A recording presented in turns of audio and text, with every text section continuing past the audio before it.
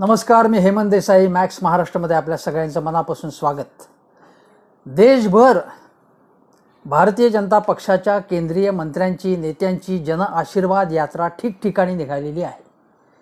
केंद्र सरकारचे उपक्रम, केंद्र सरकारच्या योजना, कार्यक्रम यांची माहिती लोकांना द्यायची आणि लोकांच्या काही समस्या असतील तर त्या ऐकून घ्यायच्या, या उद्देशाने ही यात्रा, संपूर्ण यात्रेचं आयोजन करण्यात आले आहे.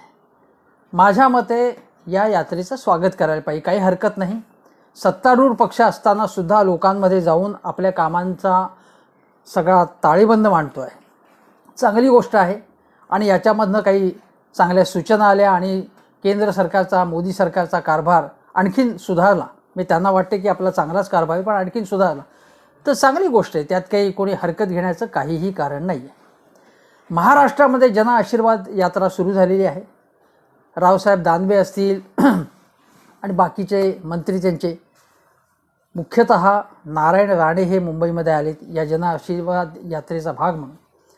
आणि त्यांनी बाळासाहेब ठाकरे यांच्या स्मृतीस्थळाला भेट दिली, चैत्यभूमीला भेट दिली, सावरकर सदनामध्ये जाऊन तिथेही त्या भवनाचा त्यांनी पदस्पर्श घेतला.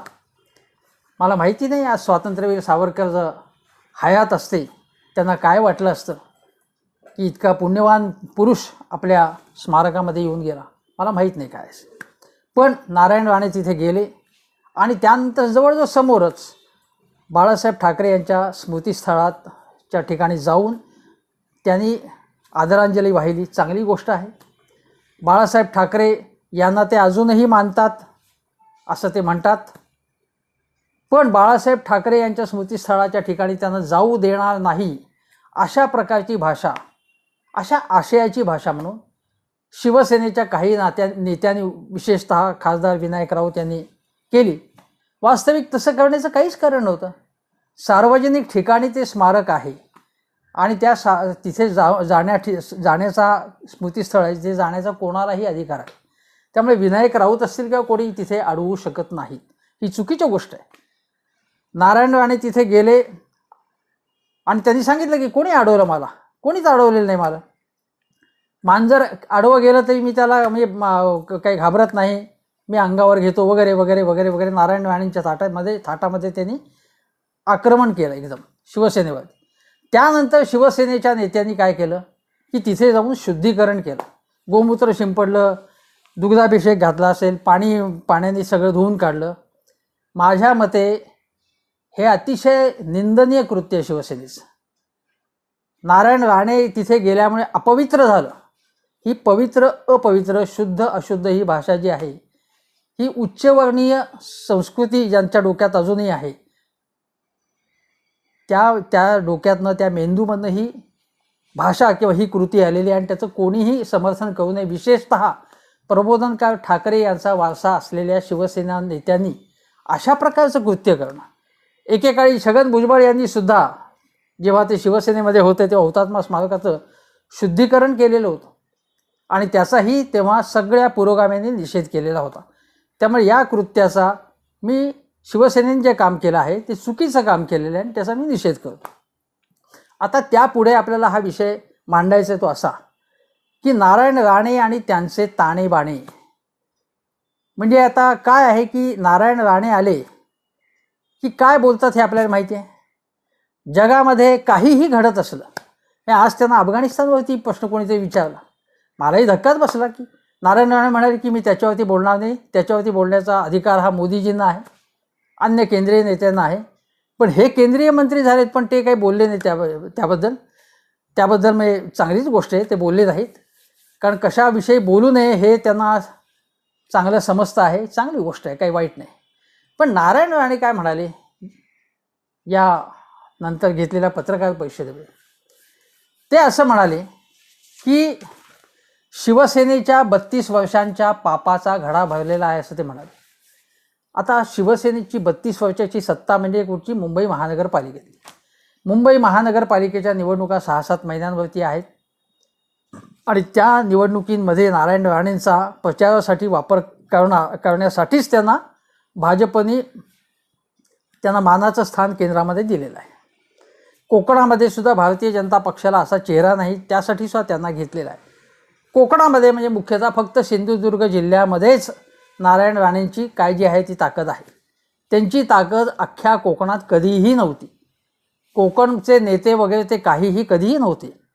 ते सिंधुदुर्ग जिल्ह्यामध्ये काही संस्था, काही बँका, काही जिल्हा परिषदा वगैरे त्यांच्या हातात आहेत, तेवढ्यापुरती त्यांची सत्ता आहे. ज्यावेळी त्यांनी स्वाभिमानी पक्ष काढला होता, त्या स्वाभिमानी पक्षाच्यातर्फे महाराष्ट्रभर मी प्रचार करणार आहे असं ते म्हणाले होते. ते महाराष्ट्रभर प्रचार त्यांनी केलाच नाही, कारण महाराष्ट्रामध्ये नारायण राणे या नावाला फार मोठं वजन नाही आहे.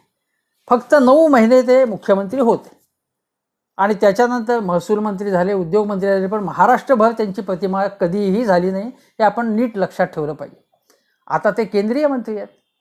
आता केंद्रीय मंत्री झाल्यानंतर त्यांना नाईलाजाने आपल्या भाषेमध्ये काहीसा फरक करावा लागलेला आहे आणि चांगली गोष्ट आहे. त्यांनी थोडीशी त्यातल्या त्यात सुसंस्कृत भाषा वापरण्याचं ठरवलेलं असेल तर स्वागत आहे त्याचं.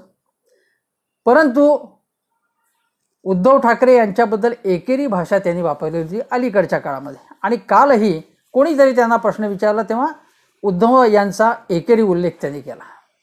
आता ठीक आहे, त्यांना जे काही करायचं, पण ते केंद्रीय मंत्री आहेत हे त्यांना लक्षात ठेवायला लागेल.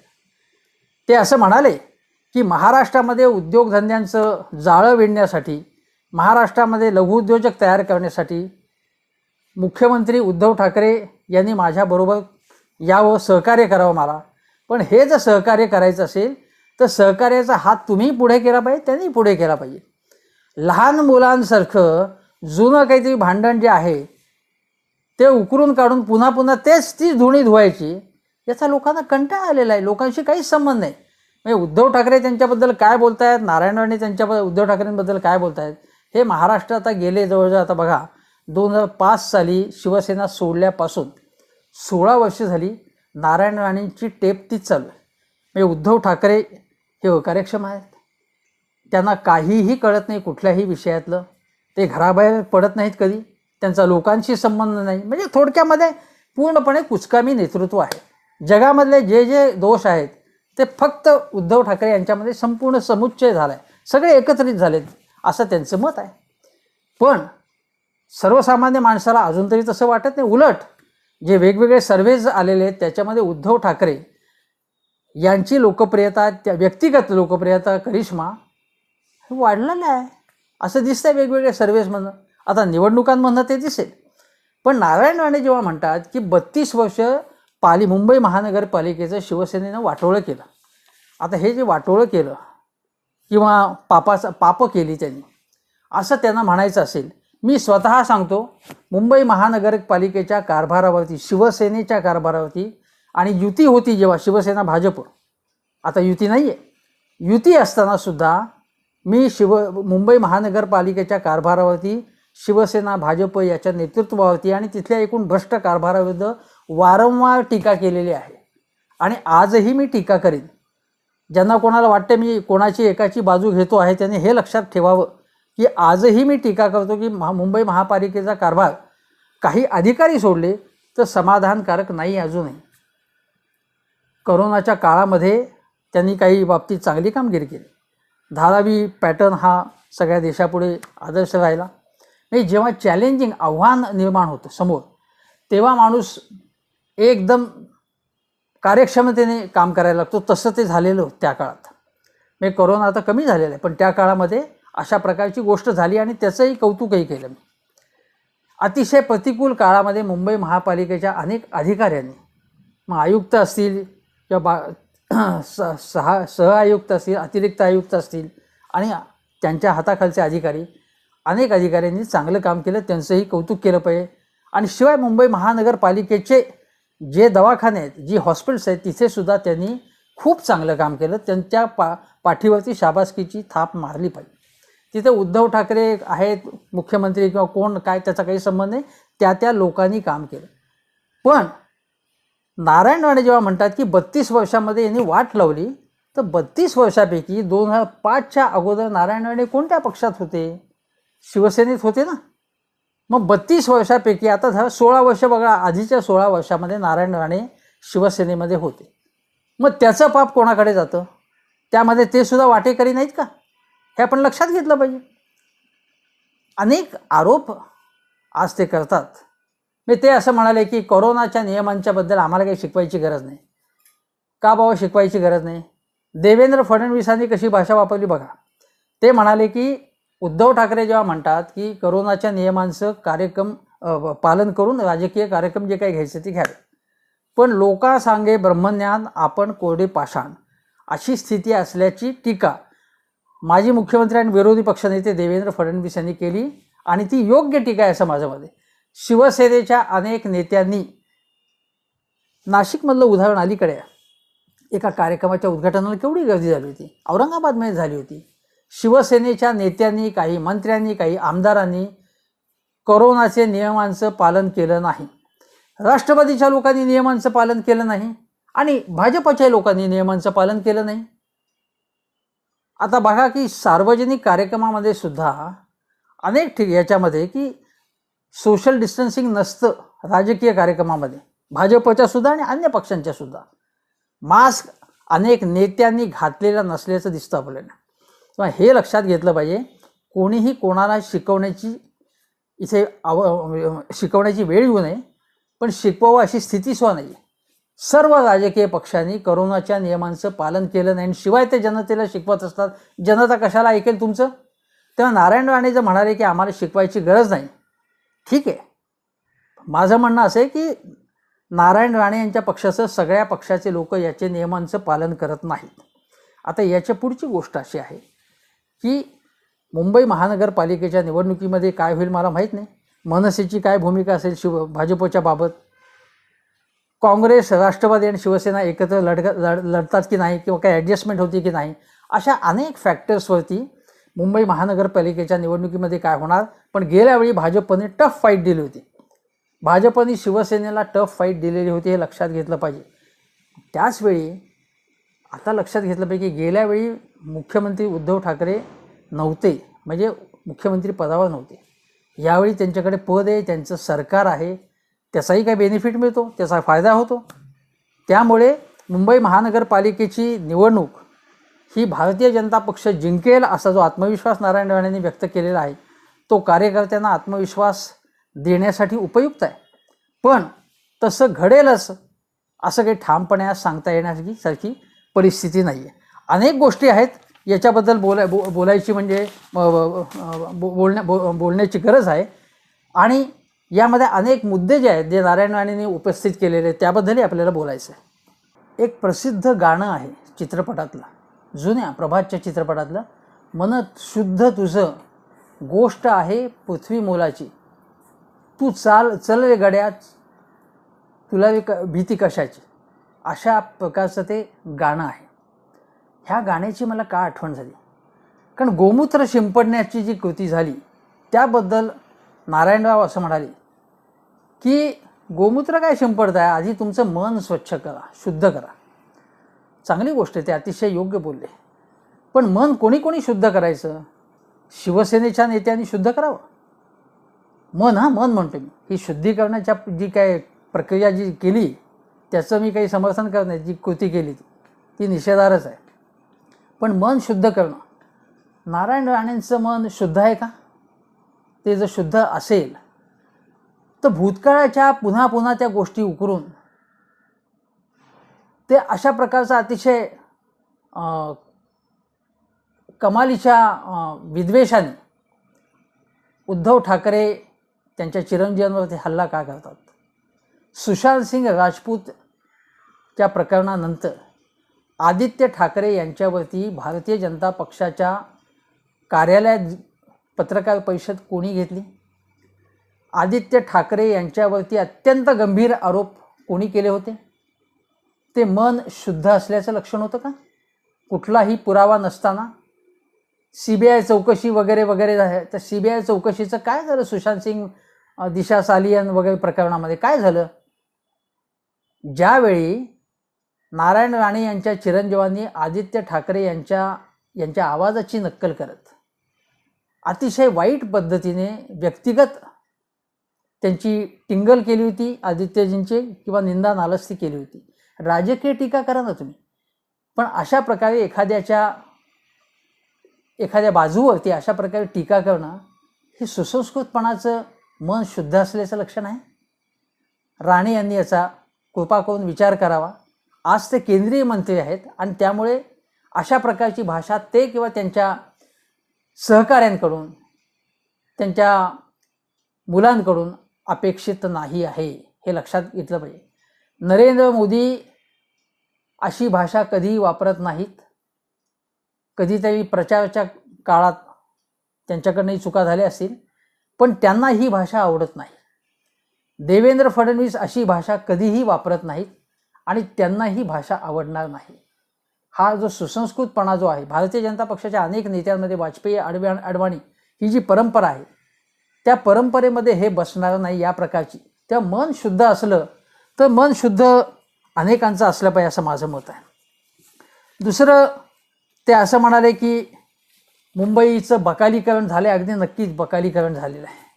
हे बकालीकरण होत असताना ही केवळ मुंबई महानगरपालिकेची जबाबदारी नव्हती. अनेक ज्या यंत्रणा आहेत, MMRDA सारख्या यंत्रणा आहेत, म्हाडा आहे, म्हणजे सार्वजनिक घरबांधणी पूर्वी होत नव्हती. अनेक वर्ष काँग्रेसच्या काळातच होत नव्हती ना. सुरुवातीच्या काळात घरबांधणी झाली, पुढे त्याच्यावरती भर देण्यात आला नाही, त्यामुळे झोपडपट्ट्या वाढल्या. त्यानंतर जी अस्वच्छता मुंबईमधली, प्रदूषण, याबाबत नारायण राणे मुख्यमंत्री असताना त्यांनी काय आदेश दिले होते? नारायण राणे शिवसेनेमध्ये असताना त्यांनी याच्यामध्ये काही लक्ष घातलं होतं का? कारण ते नगरसेवक होते, BSTच्या कमिटीचे चेअरमन होते. BSTची सर्व्हिस सुधारण्यासाठी जे आज गेल्या 2 वर्षामध्ये स्वस्तामध्ये बसचा प्रवास, छोट्या ज्या असतात गाड्या, बसगाड्या, त्याची फ्रिक्वेन्सी वाढणं, AC गाड्या, या ज्या सोयी झालेल्या आहेत त्या आत्ताच्या काळात झालेल्या. पूर्वी अशा सोयी नव्हत्या. तेव्हा नारायण राणे यांनी स्वतः त्याबाबत काय केलं होतं हा प्रश्न कोणीही विचारणार. दुसरं म्हणजे ते म्हणाले की कोरोना हाताळण्यामध्ये साफ अपयश आलं. लाखो लोक मेले म्हणाले. लाखो लोक मुंबईत मेले. म्हणजे मला माहिती नाही कुठून त्यांनी ही आकडेवारी काढली, का सगळ्या देशाची आकडेवारी मुंबईमध्ये घुसळली आहे ते मला माहिती नाही. मुंबईमध्ये कोरोना मोठ्या प्रमाणावरती होता, नाकारण्याचं कारण नाही आहे. महाविकास आघाडीच्या सरकारने याबाबत सुद्धा अनेक चुका केल्या आणि माझं म्हणणं आहे की भ्रष्टाचार जर झाला असेल, तक्रारी आहेत त्याच्या अनेक, केवळ भाजपवाल्यांकडून नाही, तर त्याचा पाठपुरावा करा तुम्ही. मुंबई महानगरपालिकेमध्ये भाजपचेही सदस्य आहेत ना. त्यांनी याबाबत कोणत्या मागण्या केल्या, कोणत्या गोष्टी पुढे ठेवल्या, हे समोर आलं पाहिजे ना. म्हणजे तुम्ही सुद्धा लोकप्रतिनिधी आहात. तुम्ही सत्तेत जरी नसलात, भाजप, तुमच्याकडून सुद्धा अपेक्षा आहे लोकांची. आम्हाला काही घेणं देणं नाही शिवसेना भाजप, आम्हाला लोकांची कामं व्हायला पाहिजे. मग आरोप प्रत्यारोप तुमचं तुम्ही बघा. तिसरी गोष्ट असे ते म्हणाले की ही जी यात्रा आहे ती राजकीय नाही आहे. ही जी यात्रा करतायत नारायण राणे किंवा अन्य नेते, मग ही काही धर्मप्रसाराची यात्रा आहे, आध्यात्मिक यात्रा आहे का चॅरिटीसाठी काही चाललेलं आहे, का सामाजिक काम आहे? सांगावं त्यांनी. दुसरं ते असं म्हणाले की मी शिवसेनेला मानत नाही. मानू नका तुम्ही, शिवसेनेला मानायचं काहीच कारण नाही तुम्हाला, पण तुम्हालाही मानण्याचं कारण नाही असं दुसरे म्हणू शकतात. नाही, शिवसेनेला मी तुच्छ लेखतो, काही फालतू समजतो. मग ज्या शिवसेनेला तुम्ही फालतू समजता, ज्या शिवसेने सत्तेत येणंच शक्य नाही, उद्धव ठाकरेंना मुख्यमंत्रीपद झेपणार नाही, 1.5 वर्ष होऊन गेलं ना, आता 2 वर्ष व्हायला लागतील. आणि तुम्ही काय म्हणाला होता राणे साहेब, 15-20 दिवसात सरकार कोसळेल, मग 3 महिन्यात कोसळेल, मग मार्चमध्ये कोसळेल, बिहारच्या निवडणुका झाल्या की कोसळेल. मी सतत आता काही बोलत नाही तुम्ही. माझं म्हणणं आहे की कोसळणार असेल, तुम्ही मुहूर्तही सांगितलेला होता, आम्ही मानसिक तयारी केली होती हे कोसळणार आणि आता आदर्श सरकार भारतीय जनता पक्षाचं येणार म्हणून, नीतिमूल्य पाळणार म्हणून वाट बघत होते लोक. 3-4 दिवसाचं सरकार अजितदादा पवारांनी, देवेंद्रजींनी जे स्थापन केलं, त्यामुळे नीतिमूल्यांचं मोठं पालन झालं असं आम्हाला वाटतंय नक्की. आणि म्हणून आमची इच्छा होती की आता कधी येते बाबा हे सरकार, चांगले चांगले मंत्री पुन्हा येतील, चांगला कारभार होईल असं आम्ही वाट बघत होतो, पण तुम्हीच आमची निराशा केलेली आहे राणेसाहेब. आता हे मला तुम्हाला मुद्दामून सांगायचं आहे. नंतर राणेसाहेब म्हणाले की बाळासाहेब ठाकरे आज असते तर त्यांना आनंद झाला असता, मग त्यांनी आशीर्वाद दिला असता वगैरे वगैरे वगैरे. पण बाळासाहेब ठाकरे यांच्या ज्या क्लिप्स तुम्ही बघितल्या तर नारायण राणे यांचा त्यांनी कशा प्रकारे उल्लेख केलेला आहे. मला आठवते की ते मुख्यमंत्री असताना कोणीतरी एक इंग्रजीमध्ये बोलणारे गोरा माणूस कुठल्या तरी कंपनीचा असेल किंवा काही त्यांच्याकडे आलेला होता मुख्यमंत्र्यांकडे, आणि तो इंग्रजीमध्ये बोलत होता. बाळासाहेबांनी त्याची नक्कल केली, इंग्रजी कसं फास्ट बोलतात त्याची. आणि नारायण राणे त्याला काहीही कळत नव्हतं, ते असे बसलेले होते, त्यांनी ती ही नक्कलसुद्धा केली. मी बाळासाहेबांनी जे केलं ते फक्त तुम्हाला दाखवते, मी कोणाची नक्कल करत नाही. पण त्यांना काहीही कळत नव्हतं, यांना हिंदी येत नाही, यांना इंग्रजी येत नाही, यांना कशाचं काही कळत नाही. आणि हे गुपचूप शरद पवारांना भेटत होते. शरद पवारांनी त्यांना सांगितलं बाळासाहेबांना कशासाठी भेटत होते. राणे यांच्याबद्दल अत्यंत तिखट अशी टीका बाळासाहेबांनी केली.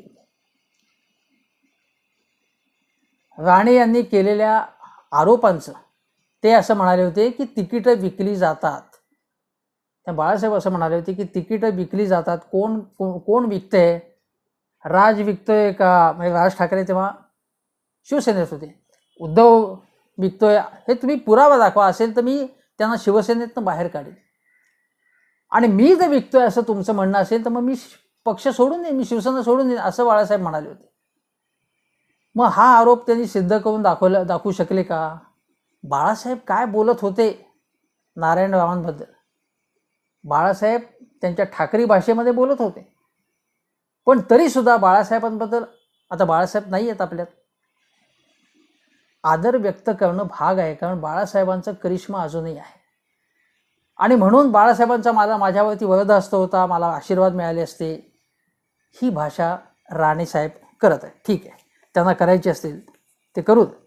पण वस्तुस्थिती असेल की अशी आहे की बाळासाहेब ठाकरे यांचं त्यांच्याबद्दल मत चांगलं होतं. एकेकाळी त्यांना मुख्यमंत्री केलं होतं, त्यांनी महसूल मंत्री केलं होतं. आणि त्यानंतर या महसूल मंत्री या नारायण रावांचं नाव काय ठेवलं होतं? बाळासाहेब वसूल मंत्री कोणाला म्हणत होते हे सगळ्यांना माहिती आहे. त्यामुळे बाळासाहेबांबद्दल आदर व्यक्त करताना वस्तुस्थिती लोकांना माहिती असावी म्हणून मी सांगतो. तरीसुद्धा बाळासाहेबांच्याबद्दल नारायणरावांना आदर ही चांगली गोष्ट आहे असं मी म्हणतो.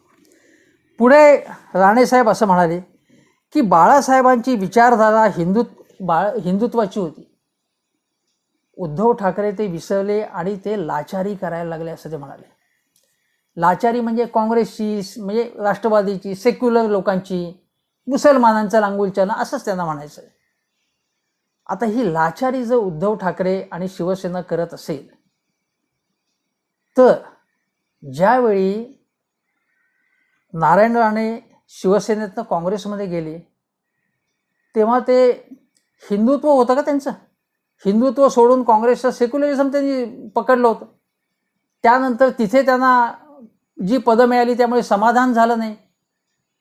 तेव्हा तिथल्या काँग्रेसच्या मुख्यमंत्र्यांवरती अशोक चव्हाण असतील, पृथ्वीराज चव्हाण असतील, केंद्रातले अहमद पटेल असतील, त्यांच्यावरती नारायण राणे टीका केली होती की मला आश्वासन दिलं आणि पाळलं नाही म्हणून. विलासरावांवरती सुद्धा त्यांनी टीका केलेली होती. पण नारायण राणे काँग्रेसमध्ये गेले किंवा काँग्रेसमधून भाजपमध्ये गेले तर ती लाचारी नाही.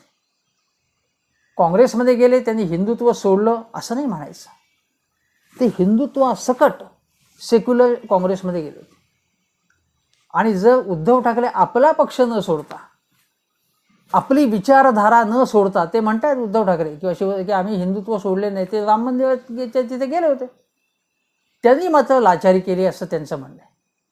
मग जेव्हा शिवसेनेने भाजपवर सरकारमध्ये सामील झालं, शिवसेना राजीनामा खिशात वगैरे होते त्यांच्या, त्यावेळी आम्ही खूप शिवसेनेची टिंगल केली होती, त्यांच्यावर प्रहार केले होते. पण भाजपबरोबर गेले तर लाचारी नाही, काँग्रेसबरोबर गेले तर लाचारी का? ते याचं असं म्हणणं आहे यांचं की हिंदुत्व भाजप आणि शिवसेना समान आहे. पण शिवसेनेने म्हटलं की आमचं हिंदुत्व आणि तुमचं हिंदुत्व वेगळं आहे. आमचं हिंदुत्व प्रबोधनकारांचं आहे, ते जाणवायचं नाही आहे. मग कुठला समान धागा आहे त्याच्यामध्ये? आणि असमान एक धागा नसला तरी सुद्धा सरकारमध्ये भारतीय जनता पक्ष आणि मेहबूबा मुफ्ती यांच्यात काय समान धागा होता? नितीश कुमार आणि भाजप यांच्यात काय समान धागा आहे? पण झाली सरकार स्थापन. त्यामुळे राणे यांनी ही जी काही टीका केली आहे ती बिलकुल पटण्यासारखी नाही आहे असं म्हणणं भाग आहे. नंतर राणे साहेब असं म्हणाले, आता बघा मी वेगळ्या प्रकारे त्यांनी काही मुद्दे उपस्थित केले. ते असं म्हणाले की या देशाचा विकास करण्याचं स्वप्न नरेंद्र मोदीजींनी बाळगलेलं आहे. आत्मनिर्भर भारत, महासत्ता, भारताची जागतिक महासत्ता करणं वगैरे वगैरे असं मोदींचं स्वप्न आहे. आणि आपल्याला माहिती आहे की अच्छे दिनचं स्वप्न आपण खूप वर्ष बघतोय, वाट बघतोय की कधी अच्छे दिन येणार. ठीक आहे, पण मोदीजींबद्दल स्वतः राणे काय बोलले होते याच्या क्लिप्स उपलब्ध आहेत. मोदीजींनी देशाचं पूर्ण वाटोळं केलेलं आहे, मातेरं केलेलं आहे, काही एकही काम धड केलेलं नाही असे राणे साहेबांचे व्हिडिओ उपलब्ध आहेत. ज्या राण्यांच्या स्वागतासाठी एअरपोर्टवरती देवेंद्रजी गेले होते, ते देवेंद्रजींनी विधानसभेमध्ये काय म्हटलं होतं की तुमची सगळी कुंडली माझ्याकडे आहे, म्हणून त्यांनी एक एक कागद काढून राणे साहेबांवरती जे आरोप झाले, काय काय गुन्हे नोंदवण्यात आलेले आहेत त्याची माहिती दिली होती. सांगू का मी हे, सांगू का असं अशा पद्धतीने. आता हेही सांगायला लागेल ना यावेळी. तिसरी गोष्ट म्हणजे राणे साहेब जे म्हणाले की महासत्ता वगैरे होणार आहे आणि दरडोई उत्पन्न, पर कॅपिटा उत्पन्न वाढवण्याचा आमचं स्वप्न आहे. चांगली गोष्ट आहे राणे साहेब, तुम्ही वाढवून दाखवा. प्रत्यक्षामध्ये मोदी सरकारच्या काळातलं दरडोई उत्पन्न मी तुम्हाला सांगतो, 2018-19 मध्ये 1,05,000 होतं, 19-20 मध्ये 1,08,000 आणि 2020-21 मध्ये 99,000. मी खाली आलेले उलट दरडोई उत्पन्न भारतीय सर्वसामान्य समाजात. आता हे प्रगतीचं लक्षण आहे. बेरोजगारीचा आकडा आपल्याला माहिती आहे की 45 वर्षात झाला नाही एवढा वाढलेला आहे. मग मोदी साहेबांचं स्वप्न साकार बिलकुल झालेलं नाही आहे.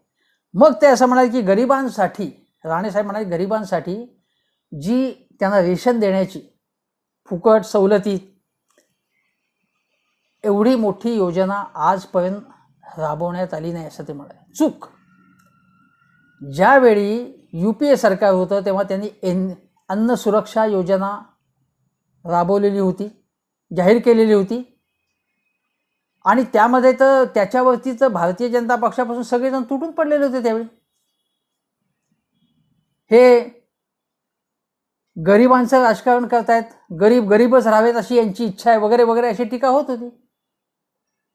मग आता तोच फॉर्म्युला मोदीजी वापरत आहेत.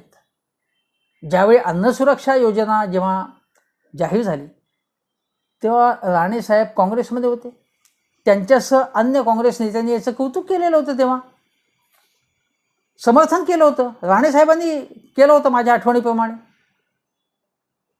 कारण ती गरिबांना अन्न सुरक्षा देण्याची गोष्ट होती ती. हेही सांगणं भाग आहे. ते असं म्हणाले की कुपोषित बालकांसाठी मोदीजींची नवीन योजना आहे, चांगली गोष्ट आहे आणि ती जरूर त्यांनी राबवावी.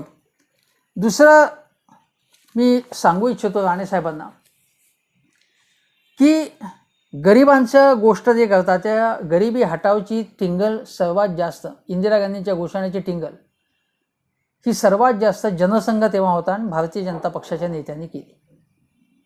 आणि गरिबांना काही द्यायचं म्हटलं की या लोकांना ते आवडायचं नाही.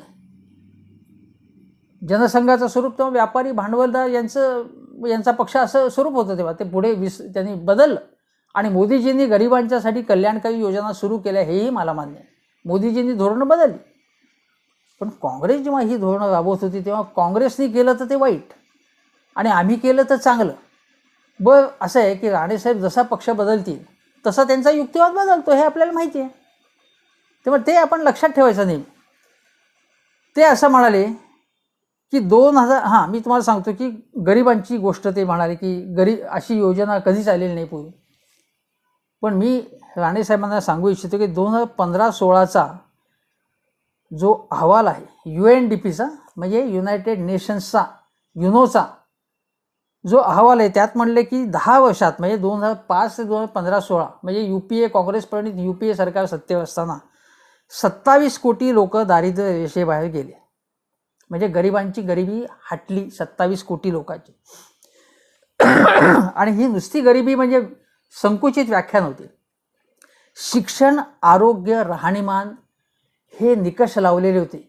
म्हणजे बहुआयामी अशा प्रकारची गरिबी, केवळ त्यांचं उत्पन्न किती हे लक्षात न घेता शिक्षण, आरोग्य आणि राहणीमान एकूण हे कसं आहे हा विचार करून व्यापक अशी व्याख्या करून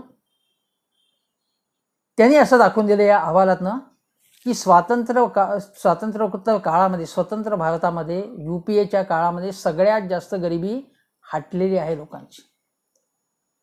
आता मग हे जे सरकार आहे हे काँग्रेसचं सरकार आहे म्हणून ते वाईट आहे असं म्हणायचं? ही आकडेवारी नाकारायची. UNDPची आकडेवारी आहे, ती कोणी अशी बनवलेली नाही आहे. उलट ज्यावेळी गैरसोयीची आकडेवारी होती मोदी सरकारच्या काळामध्ये, जी गैरसोयीची आकडेवारी, बेरोजगारीची असेल, अन्य विकास दराची आकडेवारी असेल, ती आकडेवारी जमवणाऱ्यांना कोंडीत पकडलं गेलं, त्यांना राजीनामा द्यायची पाळी आली. राणेसाहेबांनी हे सुद्धा सांगितलं पाहिजे. तर दुसरी गोष्ट अशी आहे जे सांगणं आवश्यक आहे की माझ्या मते राणेसाहेबांनी जे सांगितलं की महाराष्ट्रामध्ये, कोकणामध्ये म्हणजे नारळ आहे, आंबे आहेत, मासे आहेत, सुपारी आहे, तिथे वेगवेगळे उद्योगधंदे उभारण्याची आवश्यकता आहे.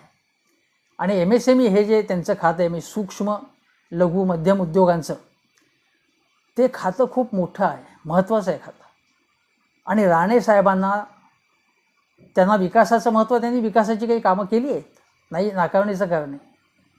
नितीन गडकरींनी सुद्धा विकासाची कामं केली आहेत, भारतीय जनता पक्षाचे नितीन गडकरी यांनी. पण त्या नितीन गडकरींचा पक्षामध्ये पुरेसा सन्मान केला जातो. त्यांच्याकडे हे खातं होतं आधी MSME सेक्टरचं, ते राणेसाहेबांकडे आलेले आता. नितीन गडकरी जेव्हा त्या खात्यामध्ये होते तेव्हा त्यांनी असं केलं होतं की उदयन रजिस्ट्रेशन पोर्टल म्हणून होतं एक त्या खात्याचं, आणि त्याचं त्यांनी कॉमन सर्व्हिस सेंटर पोर्टलबरोबर इंटिग्रेशन करण्याचं त्यांनी ठरवलं. हे का ठरवलं की दुर्गम भागामधल्या MSMEsना, दुर्गम भागात जे सूक्ष्म उद्योग असतील, लहान उद्योग असतील, त्यांना सरकारच्या लघुउद्योगांसंबंधीच्या वेगवेगळ्या योजनांची माहिती मिळावी, फायदा घेता यावा, सगळ्या सवलती कळाव्यात त्यांना. यासाठी चांगली गोष्ट नितीन गडकरींच्या डोक्यात होती आणि त्यांनी ती त्या दृष्टीने पावलंही टाकली होती. दुसरी गोष्ट अशी की त्यांनी असं ठरवलं होतं, म्हणजे त्यांचं मंत्रिपद हे खातं त्यांच्याकडनं जाण्यापूर्वी, की लघु आणि सूक्ष्म उद्योग जे GST वेळेवर भरत आहेत, ज्यांचा परफॉर्मन्स चांगला आहे, त्यांची काहीतरी अशी सूची बनवावी, त्यांना त्यांची प्रतवारी करावीत की जेणेकरून त्यांच्या परफॉर्मन्सच्या आधारे त्यांना पटकन सुलभपणे कर्ज मिळावं. राणेसाहेबांनी या ज्या काही दोन मी सांगितल्या, ज्या गडकरी साहेबांनी ज्या गोष्टी करण्याचं ठरवलं होतं, ते जरूर राबवावं असं माझं म्हणणं आहे. महाराष्ट्रासाठी राणेसाहेब केवळ कोकणाकडे त्यांनी बघावंच, कारण कोकण हा त्यांची मूळ भूमी आहे ती. पण त्याच्याशिवाय महाराष्ट्रात लघु उद्योगांचा पाया पहिल्यापासून मजबूत आहे. यशवंतराव चव्हाण यांचे स्वातंत्र्य चळवळीतले सहकारी भाऊसाहेब नेवाळकर हे महाराष्ट्रामध्ये अनेक औद्योगिक संस्थांचं त्यांनी नेतृत्व केलं होतं. विशेषतः महाराष्ट्र राज्य लघु उद्योग विकास महामंडळाचे ते मुख्य होते.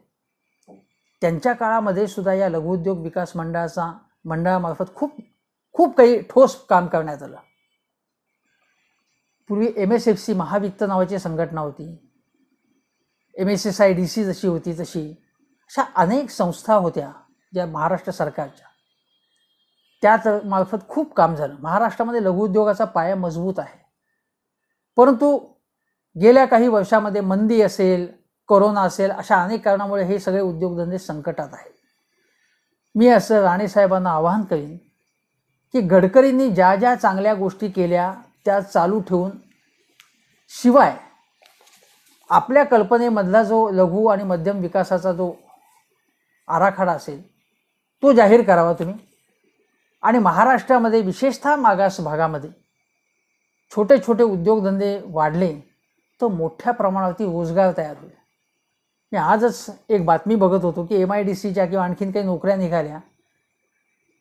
10-10 जागांसाठी 40-40 अर्ज येत आहेत. बेकारी किती मोठ्या प्रमाणात येते बघा. हे राणेसाहेबांनी सांगितलं की माझ्याकडे या, मी तुमची कामं करीन. कारण MSME सेक्टरसाठी बीज भांडवल देतात, ते मोठ्या प्रमाणावरती भांडवल देतात किंवा अनुदानसुद्धा देतात. केंद्रीय या योजना जास्तीत जास्त लोकांपर्यंत या यात्रेच्या माध्यमातून जरी राणेसाहेबांनी पोचवल्या, त्याचा महाराष्ट्रातल्या लोकांनी, विशेषतः तरुणांनी आणि तरुणींनी फायदा घेतला. स्टार्टअप्स सुरू केले किंवा छोटे छोटे उद्योग, इंजिनिअरिंगचे असतील, प्लास्टिकचे असतील, फूड प्रोसेसिंगचे असतील, केमिकल सेक्टरमधले असतील, कुठल्याही IT सेक्टरमधले असतील, त्याचा फायदा त्यांनी घेतला पाहिजे. आणि राणेसाहेबांनी एक ब्रोशर दाखवलं पत्रकार परिषदेत की मी हे वाटणार आहे. चांगली गोष्ट आहे. राणेसाहेबांनी या MSME सेक्टरसाठी त्यांना महत्त्वाचं खातं मिळाले. ते तुम्हाला सांगतो की हे लघुउद्योगाचं खातं इतकं महत्त्वाचं आहे की देशातले बहुतांशी उद्योग जे आहेत म्हणजे हे आहेत ते लघुउद्योग क्षेत्रातच आहेत. आणि दुसरी गोष्ट अशी, आणि 11 कोटी रोजगार जो आहे, 11 कोटी लोकांना रोजगार हे क्षेत्र देतं, MSME सेक्टर देतं. याच्यामध्ये रोजगार निर्मितीची, निर्यातीची मोठी क्षमता आहे. त्यामुळे हे काम त्यांनी जर चांगलं केलं तर राणेंना लोक नक्कीच आशीर्वाद देतील असं मला वाटतं. राणे आणि त्यांचे ताणेबाणे या विषयावरती आपण बोलतोय, तर थोडं मागे भूतकाळामध्ये आपण गेलो तर राणेसाहेब आणि उद्धव ठाकरे यांच्यामधला जो संघर्ष आहे त्याचा आपण थोडक्यामध्ये त्याचा आढावा घेऊ. कशामुळे एवढं त्यांच्यामध्ये इतका संघर्ष निर्माण झाला, दोघांमध्ये इतकी कटुता आली? त्याचं एक कारण असं आहे की उद्धव ठाकरे यांना जेव्हा बाळासाहेबांनी कार्यकारी प्रमुख करायचं ठरवलं शिवसेनेचं, तो ठराव राज ठाकरे यांनीच मांडला होता. आणि त्यावेळी राणे यांचा त्याला विरोध होता. राणे यांना मान्य नव्हतं. पण पुढचं पाऊल पडलं होतं. बाळासाहेब म्हणाले की आता काय ठरलेलं आहे, आता काय मागे हटता येणार नाही. ज्यावेळी मनोहर जोशी मुख्यमंत्री होते महाराष्ट्रात, त्यावेळी राणेसाहेब महसूल मंत्री होते. आणि काही काळातच त्यांना असं वाटायला लागले की आपण मुख्यमंत्री व्हायला पाहिजे. म्हणून त्यांचे प्रयत्न चालू होते, निकराचे प्रयत्न चालू होते. शेवटी बाळासाहेबांनी त्यांना मुख्यमंत्री केलं. त्या अगोदर मनोहर जोशी त्यांच्या जावयाच्या गिरीश व्यास यांच्या प्रकरणामध्ये सापडले होते. त्यांच्यावर काही ठपका आला होता, त्यामुळे त्यांनी मुख्यमंत्रीपद त्यांना सोडलं, त्यांना जावं लागलं. नारायण राणे 9 महिने मुख्यमंत्री होते. आणि त्यानंतरच्या काळामध्ये ज्या निवडणुका झाल्या, त्या निवडणुकामध्ये सगळं ठरलं की भाजपने किती जागा लढवायच्या, शिवसेनेने किती जागा लढवायच्या. आणि त्यामध्ये जी जागा कोण उमेदवार शिवसेनेचे असतील हे ठरलं साधारण. आणि अचानकपणे राणेसाहेबांना कळालं की त्याच्यातली काही 12-15 नावं ही बदलण्यात आलेली, जी यादी ठरलेली होती ती, आणि ती यादी उद्धव ठाकरे यांच्यामुळे बदलण्यात आली, परस्पर बदली. राणेसाहेबांना त्याची कल्पना नव्हती असं त्यांना वाटलं. त्याचा त्यांना राग आला. त्यांचं असं म्हणणं होतं की हे जे काही उमेदवार होते ते जर त्यांना जर तिकीटं मिळाली असती, ज्यांचा पत्ता साफ केला, ज्यांची तिकीटं कापली, तर शिवसेना भाजपची नंतर सत्ता आली असती, म्हणजे लोकशाही आघाडी म्हणजेच काँग्रेस आणि राष्ट्रवादीची सत्ता आलीच नसती, असा त्यांचा सिद्धांत होता. त्यांचं असं म्हणणं होतं की ज्यांची तिकीटं कापली त्याने अपक्ष म्हणून किंवा अन्य पद्धतीने निवडणुका लढवून ते जिंकून आले. 15पैकी 11-12 लोक निवडून आले. शिवसेनेचे काय ते 69 होते, भाजपचे 56 होते मला वाटतं. आणि शिवाय हे असं मिळून काहीतरी करून सरकार स्थापन करावं असं राणे यांचं मत होतं. आता थोडं परत मागे जाऊन सांगतो की ज्यावेळी मनोहर जोशींचं सरकार होतं तेव्हा उद्धव ठाकरे, सुभाष देसाई, मनोहर जोशी हा एक ग्रुप होता. आणि दुसरीकडे राज ठाकरे, नारायण राणे, स्मिता ठाकरे हे एका बाजूला होते त्या युतीच्या काळामध्ये. आणि त्यानंतर जेव्हा तुम्हाला सांगितलं 1999ची गोष्ट, मग विलासराव देशमुख सरकार आलं. ते सरकार येण्यापूर्वी राज्यपाल अलेक्झांडर विचारत होते नारायण राणे, त्यांनी आपल्या आत्मचरित्रासह बऱ्याच गोष्टी लिहून ठेवल्यात राणे साहेबांनी, की ते विचारत होते की तुम्ही प्रयत्न करा सांगत होते राज्यपाल. पण त्यांना ग्रीन सिग्नल मिळत नव्हता, कारण नारायण राणे एकटे काही ठरवू शकत नव्हते.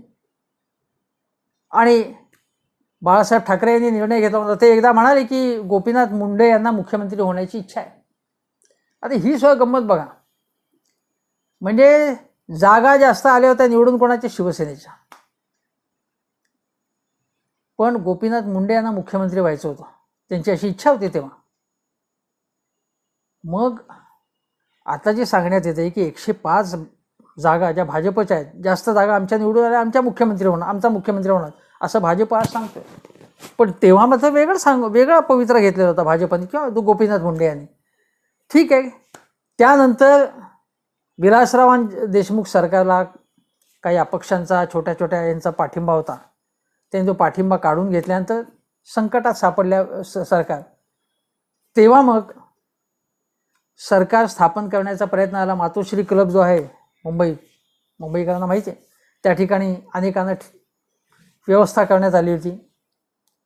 पण त्यातूनही पुढे तो सगळा जो उपद्व्याप आहे तो बंद करण्यात आला. तो चमत्कार घडलाच नाही. आणि नंतरच्या टप्प्यामध्ये आपल्याला साईडलाईन केलं जात आहे, आपल्याला महत्त्व दिलं जात नाही असं राणे साहेबांना वाटायला लागलं. आणि त्यांनी 2005 साली ही इकडे तिकीटं विकली जात आहेत असं सांगून गंभीर काही आरोप केले आणि शिवसेना सोडली. मोठा संघर्ष झाला. माझ्या आठवणी सामनाच्या कार्यालयाच्या आसपास सुद्धा संघर्ष झाला होता मोठा. काही ठिकाणी हाणामाऱ्या झाले होते त्यावेळी. आजही बघा तुम्ही, नारायण राणे यांना संजय राऊतांवरती नारायण राणे जबरदस्त टीका केली होती. संजय राऊतांना आज विचारण्यात झालं की नारायण राणे अमुक बोलतायत, तर तुमचं काय म्हणणं आहे? तर ते म्हणाले की ते शाखा प्रमुख, नगरसेवक, फार तर आमदार वगैरे बोलतील त्याच्याबद्दल, मी बोलणार नाही. म्हणजे संजय राऊतांनी असं दाखवले की कोण राणे काय असं. हे राणे साहेबांना जेव्हा हा प्रश्न विचारला, तर ठीक आहे म्हणे, तर आलं की सांगेन मी कोण आहे म्हणून, अशा प्रकारे राणे साहेब बोलले. आता हे जे काही आहे सगळं, माझ्या मते शिवसेनेसुद्धा आता वयात आलेली आहे. शिवसेना स्थापन किती 1966 साली स्थापन झाली शिवसेना. राणेसाहेब 39 वर्ष शिवसेनेत होते आणि शिवसेनेत बाहेर जाऊन 16 वर्ष झालीत. म्हणजे सार्वजनिक जीवनात किंवा राजकारणात ते 55 वर्ष आहेत. आता ते भारत सरकारचे केंद्रीय मंत्री आहेत, केंद्रात मंत्री आहेत, माजी मुख्यमंत्री आहेत. ते